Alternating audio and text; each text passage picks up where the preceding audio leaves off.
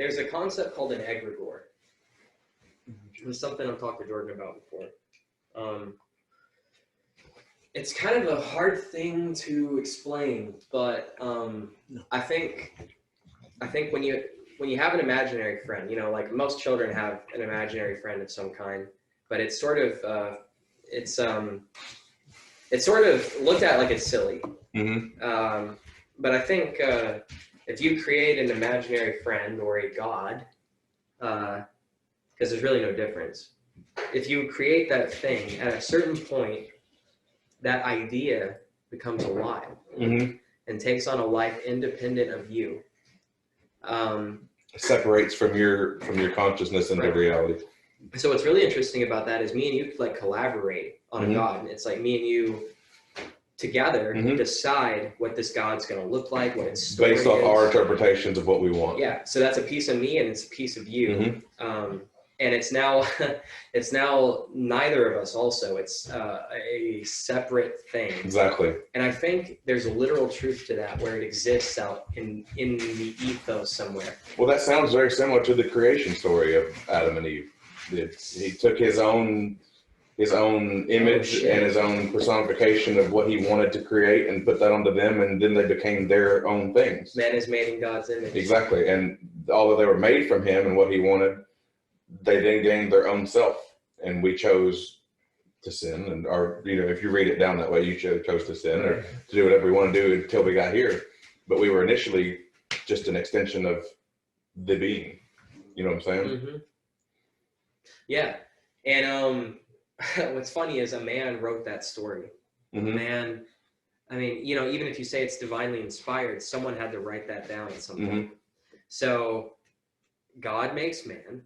And at the same time, man makes God, because there's mm-hmm. someone telling that story. And it's, I think it's paradoxical. Like maybe because we're human and we have to have a human understanding of things, maybe that's just outside of our reach. Yeah. Where it's like, actually it's both. Man makes God and God makes man. And it's I don't know, I'm getting to territory where it's hard for me to... It's hard to put it into words. Somebody that talks about this actually is Ramana Maharshi. He goes into this, and I'm not sure the years that he was, giving lectures or his, pilgrimage, whatever you want to call it. But he has some really interesting things to say about it, because, he goes into, think about it for yourself, think about how... What is it really? Is it that God is making man? Is it that happened? Mm-hmm. Or is it that we have created the stories of God? And so man makes God. Mm-hmm. And from my interpretation, that seems to be true, because anytime that I call something God and I give it personalities, it no longer becomes the ultimate source of creation that I'm initially talking about. Mm-hmm. As soon as you start to define it, it's not what you're talking about. It's no longer the thing anymore. And there's no amount of language that I can get to that will ever bring that to fruition. Right. It's just not the way that language works. It's outside of your parameters. Sorry, guys. These puppies are being wild. Oh, hey, they're fine. Yeah. Look at the puppies, guys. Yeah. Oh, symbiote. They're heathens. Crazy right now. Daddy's enjoying a cookie. Tipsy. Get down. They're cute. She's going to end up ripping his head off. My thing is it feels to me that humans' ultimate goal is self-preservation in our instincts. Like, we want to make it to the next day. We want to survive the night. We don't want to starve to death. We want to reproduce so that our gene pool keeps going on. Like, that's basic human instinct.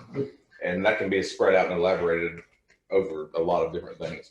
But one of the things we need for self-preservation is a belief system when it comes down to it. Because mental strength is arguably more important than physical strength. And if you're mentally strong, and if you're in the belief that the sun is a god, and that because that God will come up and brighten your day tomorrow, that will give you the strength to continue, and then you can't quit until that sun doesn't come up anymore. That's initially where belief system probably came from in some sense. And right when you were just hungry enough to give up, you found food.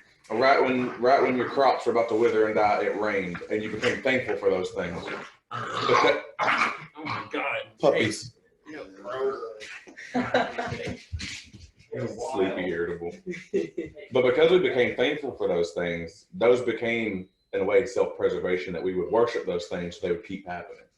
And we have a tendency to personify things. Like if you have a favorite car, you call it a she. Like, she's my favorite car. You know what I'm saying? She's a beaut. Exactly. And that's, like Jordan said, it's a kind of a bad habit, because the second you personify the thing that does give you self-preservation, it no longer becomes the important deity that it once was, and you have to continue down the line.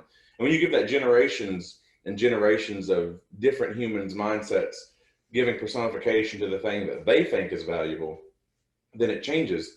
Like initially, it was probably the sun and the moon that we worship the most. And then we realized that the sun is what brightened the day, and then heated the water and the air, and then you got it, dude. Yeah, and then because it heats the water and the air, that means it loves us.